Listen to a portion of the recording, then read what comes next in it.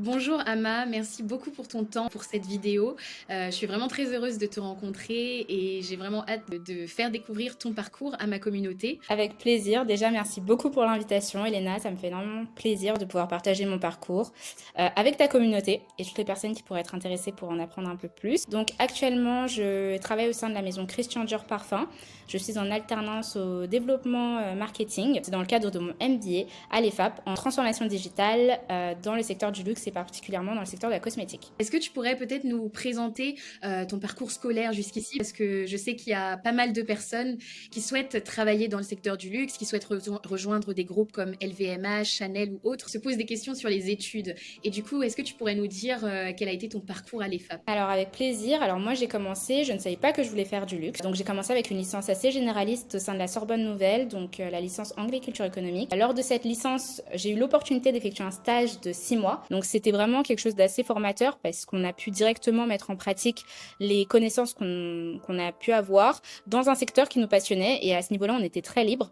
Donc je me suis directement dirigée vers le secteur de la cosmétique et j'ai eu l'opportunité de faire un stage dans une start-up de cosmétique et c'est ce qui m'a donné un peu le goût pour le secteur. À la suite de ça, j'ai enchaîné avec un master donc à l'EIML Paris, un master en management et marketing du luxe parce que j'ai commencé à développer durant mon stage cette appétence pour l'expertise, pour la qualité, pour le détail et je me suis dit quel secteur pourrait m'apporter à ce niveau-là et en fait quel meilleur secteur que celui du luxe et je me suis dit qu'il fallait que j'en apprenne un peu plus au sein de maisons peut-être plus institutionnelles, plus ancrées et avec un héritage beaucoup plus fort. J'ai pu avoir la chance donc durant ma première année de master effectuer un stage au sein de la maison Christian Dior Couture cette fois-ci où j'ai pu donc en retail où j'ai pu apprendre vraiment les codes du secteur du luxe, être un peu immergée dans cet élément qui est le retail et qui est très important en fait au sein de ce secteur. J'ai ensuite poursuivi avec une année de césure durant laquelle j'ai pu faire 2 stages, un au sein d'une PME en développement de produits cosmétiques, donc soins, et un second stage au sein du groupe Shiseido, au sein de la marque Dolce Gabbana Beauté. Donc c'était 2 expériences qui ont été très formatrices. Je me suis redirigée un peu plus vers le secteur de la cosmétique et cette fois-ci avec des maisons un peu plus couture, un peu plus luxe avec Dolce Gabbana. Et pour ma dernière année de master à l'EIML, j'ai effectué une alternance au sein de la maison Sisley. Donc c'est la maison française de soins et de cosmétiques. J'étais au développement produits maquillage cette fois-ci pendant 1 an. Donc une expérience très riche qui m'a énormément appris.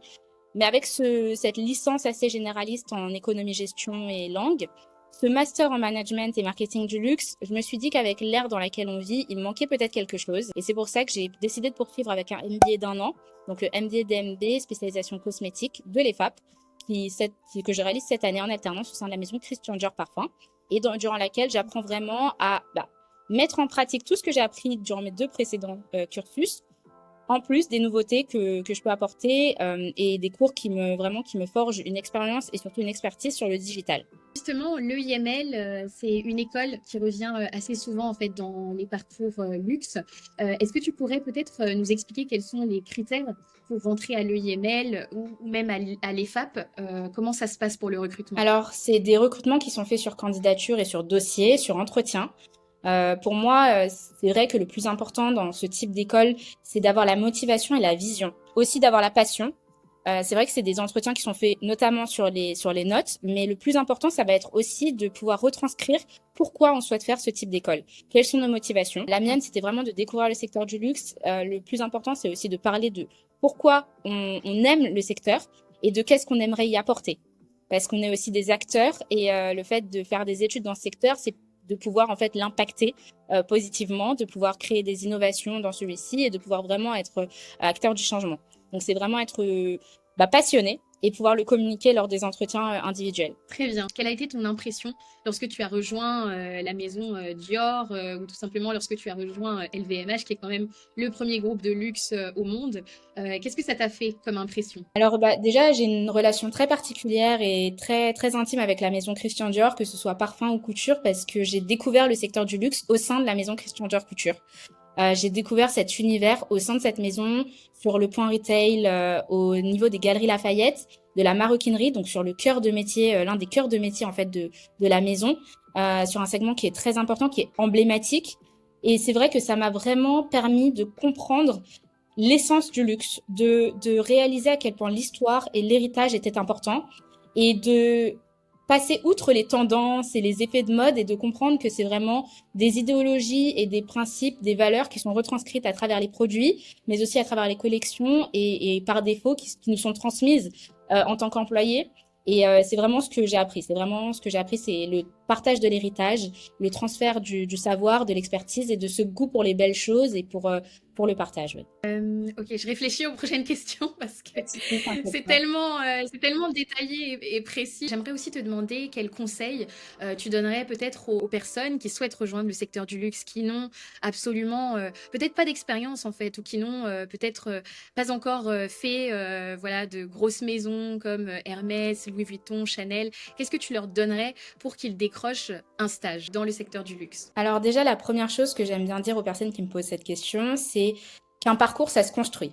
Il faut aussi avoir les bonnes motivations, c'est-à-dire que il ne faut pas forcément vouloir intégrer une maison de luxe pour intégrer une maison de luxe.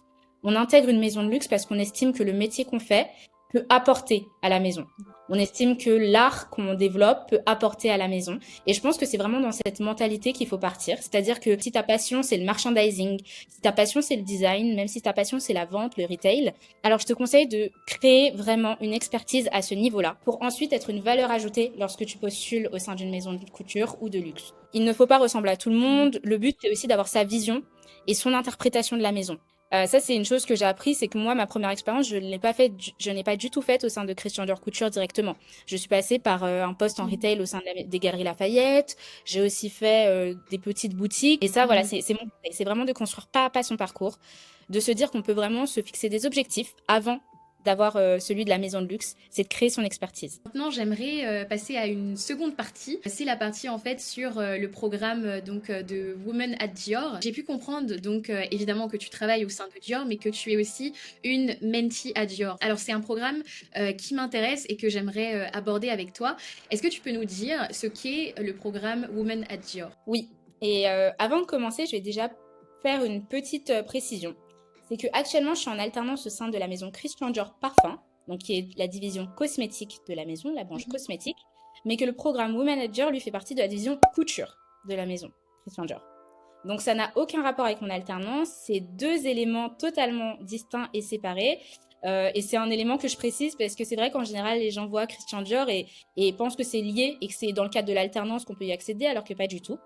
Donc, le programme Women at Dior UNESCO, c'est un programme semi-professionnel éducatif qui a pour but de empower, en anglais, mais de soutenir les femmes et de les accompagner dans leur développement professionnel à travers des cours et des modules donnés par des femmes qui sont actuellement en poste ou des femmes professionnelles, c'est-à-dire qui peuvent être politiciennes ou professeurs, qui sont dans le marketing, dans le business, ou même tout simplement dans des métiers plus indépendants comme prof de yoga, qui sont dans le bien-être. C'est vraiment un programme qui a pour but de donner les clés aux jeunes femmes pour réussir dans le monde professionnel à travers cet esprit de mentorat, de solidarité féminine. Le but de ce programme, c'est de dire « je suis intéressée par l'environnement qui m'entoure ». J'ai des causes qui me tiennent à cœur et j'aimerais allier mes causes, les causes qui me tiennent à cœur, à mon futur professionnel. J'aimerais être conscient et acteur durant mon parcours professionnel des changements positifs que je peux faire. Donc, il est accessible à toutes les jeunes femmes du monde entier. Si vous allez sur le site de Women at Dior, vous allez pouvoir y retrouver toutes les modalités d'admission. Il faut simplement être une jeune femme étant en études et avec une passion pour le secteur du luxe ou pour l'associatif. Et certaines écoles sont partenaires, donc n'hésitez pas à vous renseigner auprès de vos écoles, de leur service de partenariat, parce qu'il y a des écoles partenaires, dont Sciences Po, et vous pouvez directement passer par les intervenants de vos écoles pour pouvoir postuler. Et justement, sur la partie de tes engagements, je voudrais bien que tu nous parles donc, de ton autre combat qui est Sisterhood Abroad.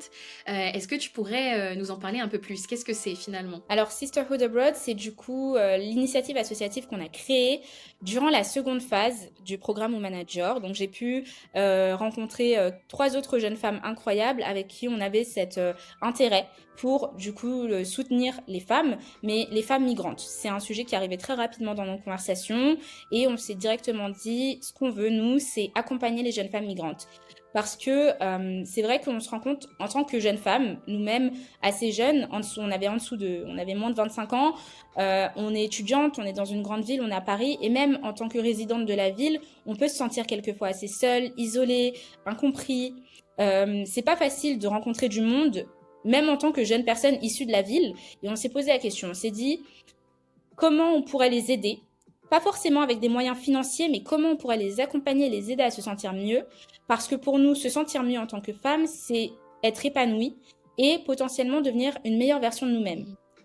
Donc ce lien a été fait très rapidement et on a essayé de trouver un moyen très ludique et aussi très inspiré par le partage.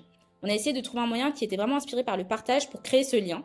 Et on s'est dit ce qui serait intéressant, ce serait d'être un pont, de créer une initiative où en fait des jeunes femmes locales, donc de région parisienne, pourraient rencontrer des jeunes femmes migrantes qui viendraient d'arriver dans le pays et leur donner un moment où elles pourraient communiquer, échanger, partager, mais de manière très ludique et très bienveillante. Quel type finalement d'action est-ce que vous faites au quotidien? Alors on a eu notre premier événement qui a eu lieu le 18 février, durant lequel on a pu visiter la galerie Christian Dior. Donc on a eu un petit groupe d'une quinzaine de personnes quand même, qui alliait donc jeunes femmes migrantes et jeunes femmes parisiennes. On a pu visiter la galerie Christian Dior, donc elles ont pu être un peu toutes émerveillées devant les beautés des créations. On a aussi pu bénéficier d'une visite guidée justement en faisant partie du programme Women Manager. On a pu vraiment être épaulés sur ça parce que il faut le dire aussi, organiser des sorties culturelles avec des groupes, c'est pas facile. Il faut un nombre restreint de personnes et c'est vrai que être épaulé par la maison Christian Dior de cette manière, ça a été vraiment très bénéfique pour nous. On a pu vraiment faire partager un moment de qualité à ces jeunes femmes et ça leur a donné aussi des bases sur quoi communiquer. Parce qu'elles ne se connaissaient pas et au fond, la mode et la beauté des pièces, bah, ça a permis à chacune de pouvoir échanger alors qu'elles ne parlaient pas toutes forcément la même langue, mais elles ont eu ce point commun qui a permis l'échange et qui a vraiment créé ce moment de partage. Que c'est aussi un point qui est crucial, c'est que durant ces moments un peu informels, ça leur permet de pouvoir communiquer, de parler de leurs rêves, de leurs aspirations et d'être soutenues par des jeunes filles qui sont déjà sur place, qui peuvent les épauler, les aiguiller ou leur donner en fait des renseignements clés pour leur évolution. Très bien. Ben, en tout cas, je mettrai le lien dans cette vidéo.